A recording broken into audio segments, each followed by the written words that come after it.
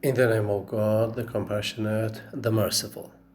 Well, we want to talk about the cooperative principle, which is on page 33 of your book, Discourse and Pragmatics. Okay? Down page 33, there's a new topic, and there are understanding topics for understanding concepts for that. Let us see. It says something like this: the cooperative principle, and there are three understanding concepts. One is observing maxims. Number two is flouting and violating maxims. Okay? And finally, the last one is the relevance theory. So we want to go deep into the cooperative principle, which we introduced in my course linguistics to you earlier. This is the same as that one, but we are going to have new understandings and we are going to have a detailed understanding of especially observing maxims, flouting maxims, and violating maxims. There are the three things related to cooperative principle that we want to cover for this part of the book. Remember that the cooperative principle actually is very good for the students of English when they want to write their theses, okay? A thesis without, maybe there are so many theses written within the field of the cooperative principle. Now let us go to page 34 with the introduction. Okay, let us introduce the cooperative principle. Line 1 of page 34 says the excerpt that opens this unit comes from a sociological survey of the living conditions of senior citizens in Scotland. Okay, there's a kind of interview between two people, X and Y, for the living conditions of senior citizens in Scotland. People when they are old enough and when they don't have children, actually may go to special housing places to live there, a kind of housing, okay? They live there. So senior citizens means older people, like for example 60-year-old, 70-year-old, 80-year-olds, actually may go to, in fact, some places, some houses to live there because they don't have a home, and perhaps their, in fact, daughters, their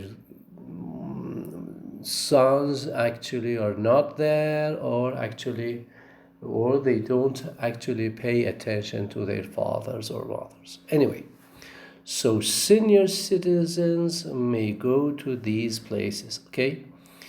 And this is a conversation between these two guys. Okay, one is the interviewer X, and the other is a lady living in a sheltered housing. Sheltered housing means a place where actually people live during their old age. They are, in fact, apartments for retired people with a warden living on site. There's a person actually who helps them, responsible, keeping an eye on them and altering public services if help is needed. Anyway, this is an example that appears on page 34. I don't want to read line by line, but Let us read a couple of lines. The interviewer X says, "Do you find the place warm enough?" And the senior citizen, actually, one of the senior citizens actually answers, "Yes, oh yes. Very comfortable, I think. It's all that you need, really. You don't need any more." Okay? And the interviewer continues, "And you say that the warden is a nice person, okay?" And Y says, "Oh, yes. You will get other opinions, but that's my opinion," okay? Etc., etc. I don't want to read line by line, read it by yourself, but I think there are things that are related to cooperative principle. Well, below this big box on page 34, actually, there's something like this. Verbal exchanges, whether interviews, conversations, or service encounters. Well, all these exchanges tend to run more smoothly and successfully when the participants follow certain social conventions. So the interviewer and the interviewee both actually follow certain social conventions. Line 3 says, "This is no exception." This interview on page 34 is one example, and there is no exception. So it is like all other interviews or exchanges. Well, let us see what is there inside this kind of, in fact, interview.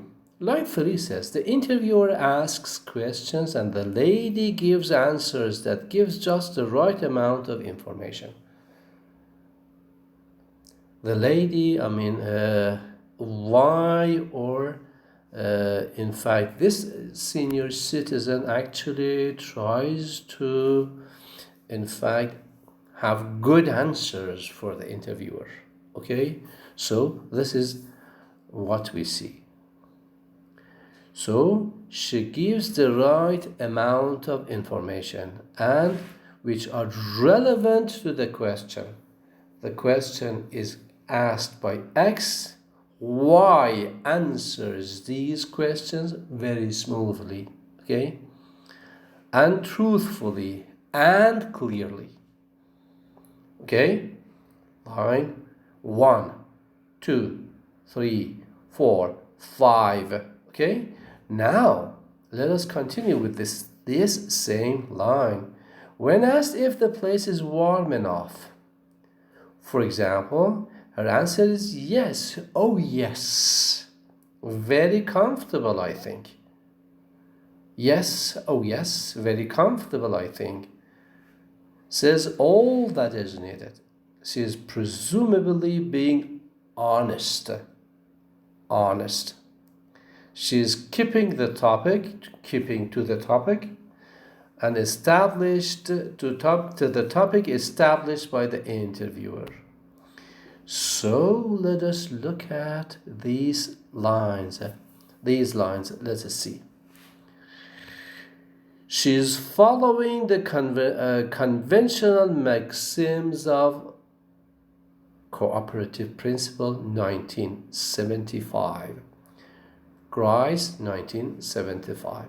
Actually, Grice has something called cooperative principle, as you studied earlier in my earlier course. And remember that this lady is not saying anything that is ambiguous, okay? So we are going to look at the cooperative principle here with, we are going to look at the cooperative principle written by, in fact, presented by Grice, 1975, and it includes 4 maxims. Okay? Now, if we want to understand the nature of these things, we have to, in fact, follow 3 things related to the maxims. Okay? Number 1 is observing the maxims on page 34. Number 2 goes to page 36, which we are supposed to talk about flouting the maxims. Okay?